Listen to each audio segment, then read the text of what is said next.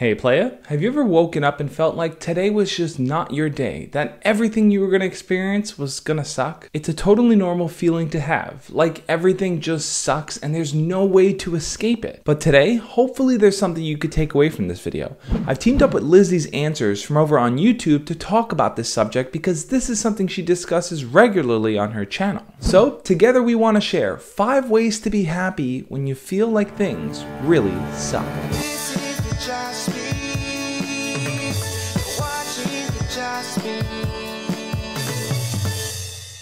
Hey guys, it's Lizzie from Lizzie's Answers. So happiness. I've had a lot of very chaotic things happen to me in my life. I moved around a lot when I was really young. I've had crazy emotional dynamics with my family, and more recently I was diagnosed with bipolar disorder, and I went through a year of my life where I was in severe depression. But it was the best year of my life, and I was happy a lot throughout it and very content and grateful because of everything I'm about to share with you. Lizzie has had quite the experience growing up, and there are several things that she does to get her mind out of that negative space. And it all starts with being open and honest with how you feel. I think that the most important thing to do when you're struggling with something is to deal with it and address it instead of blocking it away. What I found with myself is that if I'm really hurting and struggling from something, or just so stressed out, if I just avoid the pain and bury it and don't deal with it, that I'm gonna become really numb emotionally, and I'm gonna lose the ability to be happy even when something good is happening. And so I let myself cry a lot. I let myself feel angry and frustrated, and I get out all of my emotions and I experience and fully feel them. What I really recommend is writing and listening to music. In fact, any art form that you love to do, express your emotions through that. A lot of times I will write out letters on the notes section of my phone or in my journal to different people in my life, whether they've hurt me or I'm mad at them. I write out letters that I will never send, and just being able to get out that emotion is extremely healthy. I've said it before and I'll say it again. Having a really strong support system is crucial to get through those really bad days. Knowing that there's people there for you that you can talk to and open up to without any sort of judgment is crucial. It could be your friends, your family, or even a YouTuber like me or Lizzie. Another thing is to talk to your friends about what you're dealing with. My closest friends know what is going on in my life, and I share with them what's hurting me. When I first was developing depression, I wasn't talking about it with my friends because I didn't really know how to talk about it, and I was scared of what their response would be. But once I opened up to all of my closest friends and told them what I was struggling with, it was so much better, because when you're dealing with anything in your life, there's just tiny details that you want to be able to say out loud and share with someone. And so being able to talk out loud with people in your life about it instead of hiding it, it will make you feel so much better. Because when we're dealing with something in our life, we just need someone to relate to. We need to feel understood. And so music does the same thing for me. I try to find songs that relate to the exact problem I'm going through. And when I listen to music, it's almost masochistic, but I focus on the negative emotions and I dwell on it and I analyze it. And through focusing so much on what is hurting me and fully allowing myself to feel and deal with those emotions, then I can move on and be happy about other things going on in my life. It's also good to step out of your own headspace from time to time. We can get wrapped in our thoughts and just stay in that cycle of thinking about things over and over. But that's exactly why you should talk to other people and find out what's going on in their lives. Maintaining that sense of balance in what you're thinking about is super important. Another thing that's really important for being happy is focusing on other people. I think there's definitely a time and place where you need to spend time by yourself, focusing on your own emotions, getting emotional support from people in your life,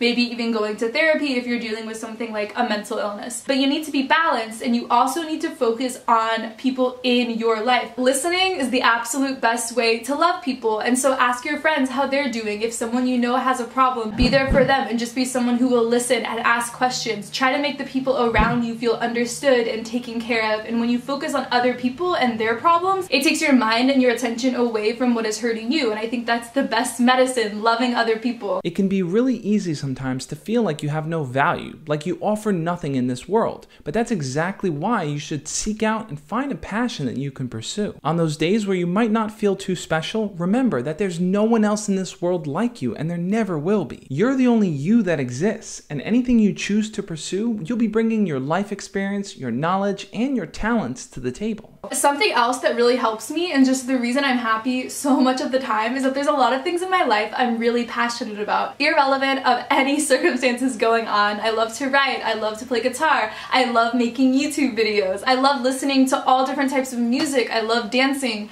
I love reading, I love having theology and philosophy discussions. And these things in my life that make me happy, that I enjoy doing, my passions, those things do not go away just because I'm dealing with something in my life. And so spend your time doing things that make you really happy. And just like how when you focus on your friends, it takes your mind off of your own problems, if you invest yourself wholeheartedly into something that you're passionate about, then you won't have to focus so much on what is hurting you. I think that we have a problem in our culture where people are bored and they're not passionate about things. And so find art forms and hobbies that make you really, really happy and that you can express yourself in. When things really suck, it's easy to fall into the trap where you feel like life has no inherent purpose. But that's exactly why you should tap into your spiritual side. Recognize that every living being is interconnected, and every action you choose to take, which is driven by compassion and kindness, will affect others positively and will also affect your own life positively. Another thing is religion. I am a very religious person. I'm a Christian and I pray a lot. I read my Bible a lot. And when I talk out loud to God in depth about everything that I'm questioning, thinking about, whatever is hurting me, it gives me this incredible sense of peace. And one of my best friends who is Buddhist, she does the same thing where she prays a lot. And in Buddhism, you actually pray for other people more than for yourself. My friend is from Thailand and she grew up Buddhist, but she became less religious in college. And she told me recently that she started praying again. And she's been praying for people who are hurting her and causing her problems. And it's been making her feel so much better and so much more at peace. We have the same concept in Christianity where we're supposed to pray for our enemies,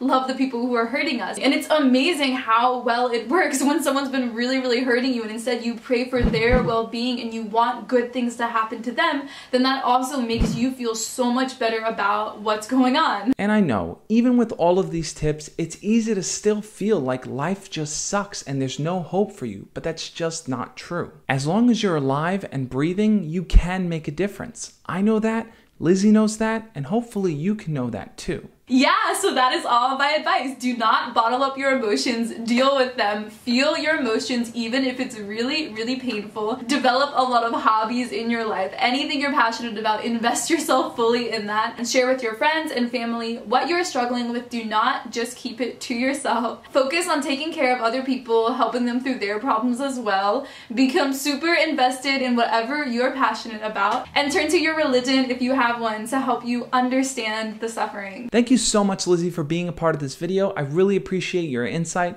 And guys, make sure to go subscribe to her channel. She has amazing videos that really will help you learn how to be your best self. And just as a side note, I have plenty more collabs coming in the near future. So expect to see more awesome faces here on the channel. Thank you so much for watching. I make a lot of videos talking about emotions, mental illness, specifically bipolar disorder and depression on my channel, Lizzie's Answers. I know I'm a guest on this channel, but this is always how I end my videos on mine. I love you guys so much, and I will see you in my next video. Bye! So subscribe to her channel, check out the videos over there on the side, and I will see you guys soon. As always, love and peace.